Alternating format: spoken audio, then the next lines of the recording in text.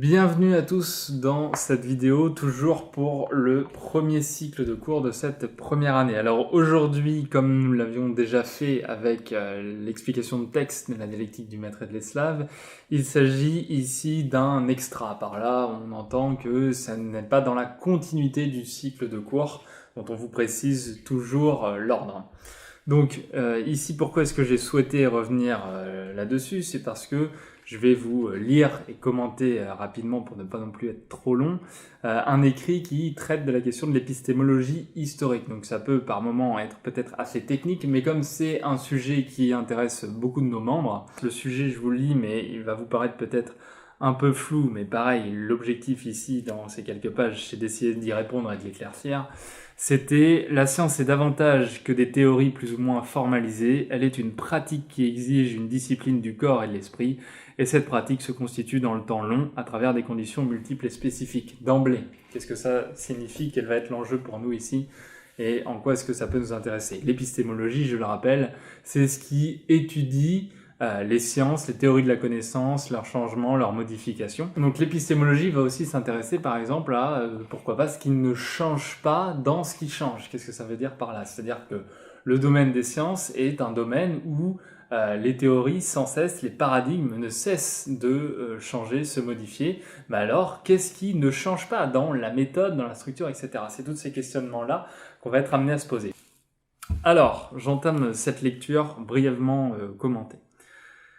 La science se présente comme un produit d'un rapport au monde déterminé qui prétend déterminer le monde. C'est sans doute ce qui a fait dire à Ferdinand Alquier que l'homme est un être dont la connaissance comprend le monde qui le contient. D'accord? Vous voyez, là on s'inscrit tout de suite non pas avec cette idée de dire, eh bien, il y aurait des faits objectifs scientifiques et l'homme en serait à distance et il ne ferait qu'observer sans induire cela. On est bien d'emblée dans une relation sujet-sujet, objet, d'accord, qui est le propre d'ailleurs d'un consensus scientifique, ce qui ne veut pas dire évidemment qu'on nie le principe expérimental, vous allez voir, je vais y venir, du consensus scientifique, et que ce serait simplement l'histoire de deux individus qui se mettent d'accord. L'objectivité, il suffit pas d'être plusieurs pour être objectif, mais en tout cas il ne peut pas y avoir d'objectivité sans intersubjectivité, ou sans même, j'irais jusqu'à dire, intrasubjectivité, d'accord. De là, les rapports entre le réel et la raison, des questionnements que nous avons déjà pu avoir, de là les rapports entre le réel et la raison, qui permet a priori de le saisir, nous font nous intéresser quant à l'objectivité que peut revêtir la science, qui est toujours le produit d'un temps et des hommes pour comprendre le monde, d'accord? C'est pas quelque chose à part, extérieur de nous. La science, c'est justement le produit des hommes, et c'est le produit d'hommes et de moments historiques déterminés qui essaient de développer des processus, la science, pour comprendre ce qui détermine le monde. Aussi, c'est par l'intermédiaire de théories que là, ou plutôt les sciences, se proposent de structurer une compréhension du monde ou d'une partie de celui-ci en fonction des champs disciplinaires. La biologie va s'intéresser au vivant, la physique et la chimie vont s'intéresser à la question de la matière, etc.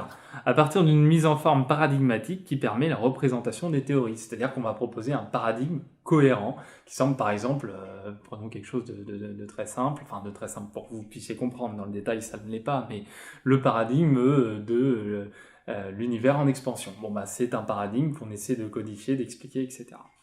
Mais outre qu'il soit nécessaire d'aimer le savoir, comme nous y enjoint Socrate dans le Tidème, il est tout aussi nécessaire de comprendre ce qui permet d'accéder à ce savoir, comment est-ce qu'on y parvient. Francis Bacon résume sans doute assez bien cette problématique en faisant une analogie entre l'approche de la question scientifique et les comportements animaliers de la fourmi, de l'araignée et de l'abeille. Tandis que la première amasse et consomme, la fourmi, d'accord, elle amasse une quantité de choses et elle la consomme, ses provisions.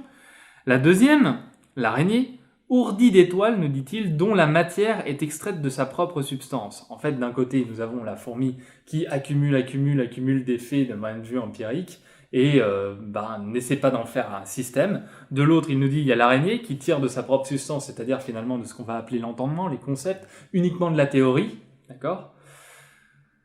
Ourdit d'étoiles, donc l'araignée dont la matière est extraite de sa propre substance, comme l'homme qui ne produirait que de la théorie sans s'intéresser à la question pratique. En somme, d'un côté se présente ici la fourmi empiriste, pour qui toute connaissance ne peut provenir que de l'expérience et de l'accumulation de ces expériences, de l'autre l'araignée dogmatique, qui enferme l'expérience dans les concepts. Enfin, d'après Bacon, le salut semble pouvoir se trouver du côté de l'abeille, que nous pourrions qualifier de critique, malgré l'anachronisme que cela comporte. Néanmoins, notre abeille ou notre scientifique pour développer l'esprit de la science semble nécessairement s'inscrire dans une époque qui détermine son expérience, autant qu'elle est déterminée par les expériences passées. C'est une abeille critique et historique, d'accord ? Là, on avance sur le questionnement kantien, c'est-à-dire prendre Happy face à la position sceptique, dont on a déjà parlé, face à la position dogmatique, et donc ne pas aussi mettre de côté la théorie, de l'autre la pratique, et les dissocier. Il n'y aurait qu'une pratique scientifique, ou il n'y aurait qu'une théorie, que des théories scientifiques, mais montrer que c'est la jonction des deux, la figure de l'abeille que prend Bacon. Et nous ajoutons à cela qu'elle est aussi historique, c'est-à-dire que le moment historique dans lequel elle s'inscrit est important. Aussi, le travail scientifique, davantage que de s'évertuer à produire des théories a priori indépendantes de toute pratique historique, il y aurait une théorie scientifique qui serait complètement indépendante de l'histoire, ne s'inscrit-il pas plutôt dans une démarche qui vise à discipliner la fourmi et l'araignée en l'esprit scientifique, d'accord, pour en faire justement l'abeille. C'est la raison pour laquelle nous pouvons avancer d'abord, je reprenais le sujet, que la science est davantage que des théories plus ou moins formalisées, mais qu'elle est ensuite et aussi une pratique qui exige une discipline du cœur et de l'esprit, vous allez voir laquelle, et qu'enfin cette pratique se constitue dans le temps long à travers des conditions multiples et spécifiques. Il y a aux origines de la science moderne une démesure qui laisse entendre que nous pourrions saisir le réel par la raison et tout déduire de notre expérience propre et première de nous-mêmes. Cela prend notamment racine, je n'exploite pas parce que vous allez comprendre, cela prend notamment racine dans le discours de la méthode de Descartes, qui affiche clairement ses objectifs scientifiques, nous rendre comme maîtres et possesseurs de la nature. C'était l'objectif de Descartes, d'accord ? C'est-à-dire prendre appui, pouvoir sur le monde par la force de notre esprit. Ainsi, il semblerait qu'à partir d'évidences premières, c'est ce que disait Descartes, nous puissions deviner le monde et nous en rendre maîtres. C'est donc par le recours à une raison bien conduite qu'il apparaît possible de saisir le réel, pour paraphraser quelque peu le sous-titre du discours de la méthode. Dès lors, le savoir scientifique semble se présenter comme un double processus d'éviction du faux et d'accumulation du vrai. Par des évidences, on déduit, comme l'avait fait Descartes dans, d'ailleurs, ce que nous avons déjà vu dans ce cycle de première année avec le je pense donc je suis, on met de côté ce qui apparaît comme faux, on doute de ça, et on accumule ce qui apparaît comme vrai. On part de la première hypothèse, la première certitude, déduite par Descartes, je pense donc je suis, et on va accumuler comme ça une série de choses vraies. Découlant, donc les accumulations vraies, découlant du cogito, comme on l'avait vu, comme première vérité évidente à l'origine de celles qui doivent suivre. C'est l'évidence, la confirmation et la vérification qui est ici recherchée. Plus encore, l'essor de la science repose sur le pouvoir de prévoir, fonction de cause à effet ou y égale f de x. C'est ce qu'on appelle un système en science, d'accord ?